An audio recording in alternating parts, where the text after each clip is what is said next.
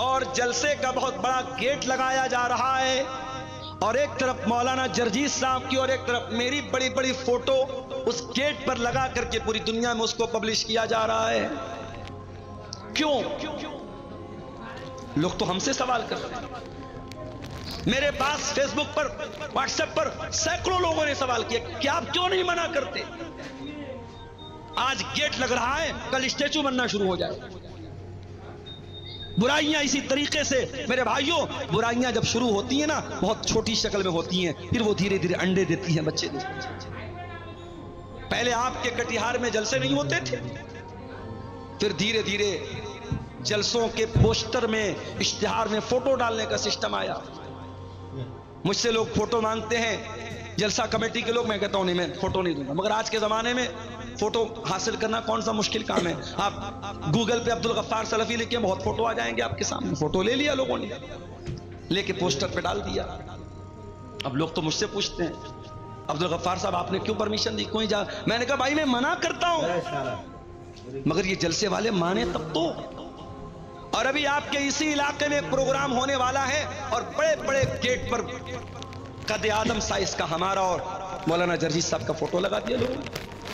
अब साहब वो लोग मुझसे पूछ रहे हैं कि आप लोग मौलवी है कि नेता है, क्या है आप? जिम्मेदारों से कहना चाहूंगा, जलसे की कमेटी के लोगों से कहना चाहूंगा, आप कोई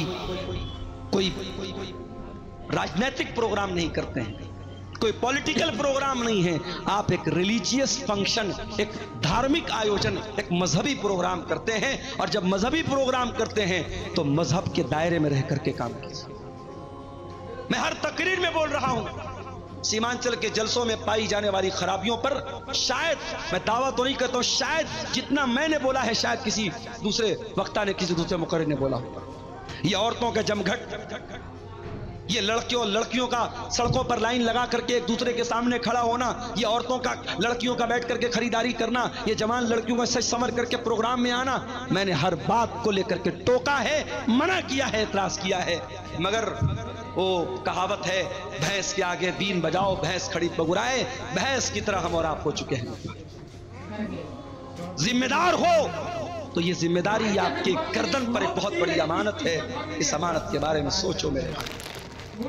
जलसा करा रहे हो, जलसे के अंदर कोई ऐसा काम न हो कि कल कयामत के दिन अल्लाह आपसे पूछे कि तू जलसे का सदर था, तू जलसे का सेक्रेटरी था, तू कमेटी में था, तूने ये काम क्यों होने दिया? और मैं ये भी बता दूं, मुझे मालूम है 500 लोग, 1000 लोग जलसे में आते हैं, इसमें ज्यादातर लोग इंटरटेनमेंट करने आते हैं, मनोरंजन करने आते हैं। किसकी तकरीर कैसी थी, मंगला वक्ता कैसा बोला, उर्दू वक्ता कैसा बोला, अब्दुल गफ्फार साहब कैसा बोले, फला साहब कैसा बोले, बस वो इसी मकसद के लिए आते हैं। मगर मैं ये भी जानता हूं, इन हजारों लोगों की भीड़ में शायद अल्लाह मेरी तकरीर को सुन करके किसी एक बंदे को हिदायत दे दे। वल्लाह मैं नहीं जानता कि इस मैदान में मैं जो भी मेहनत कर रहा हूं, ये मेहनत अल्लाह के कबूल होगी कि नहीं। कल रात में उत्तर प्रदेश में सिद्धार्थनगर में प्रोग्राम था, नेपाल बॉर्डर के करीब, बनारस से 300 किलोमीटर दूर। वहां मैं दोपहर में क्लास करता हूं, बाई कार, वहां रात में 10 बजे पहुंचता हूं, रात में 1 बजे वहां से तकरीर करने के बाद उसी कार से बनारस वापस आता हूं, सुबह 7:30 बजे घर पहुंचता हूं, फिर बैग लेता हूं, मदरसे जाता हूं, मदरसे बच्चों को पढ़ाता हूं, फिर मदरसे से डायरेक्ट आपके बिहार के लिए निकल जाता हूं।